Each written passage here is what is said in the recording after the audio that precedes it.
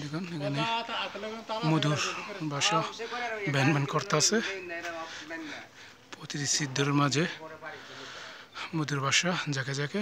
আর ওইদিকে আমাদের লাইনম্যান গোপাল দাদা অনেক ঝুঁকিপূর্ণভাবে আমার জীবনের রিস্ক নিয়ে খুঁটির মাঝে উঠেছে।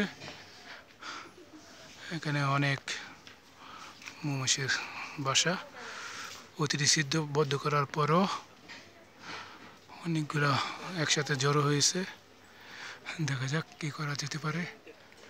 আমার লাইনম্যান গোপাল দাদা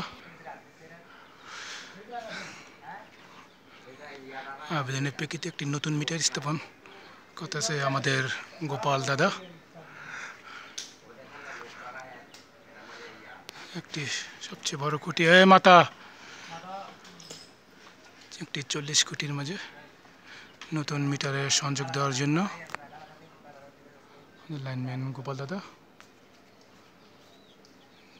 এমনকি নিরলসভাবে কাজ করা যাচ্ছে। অবশেষে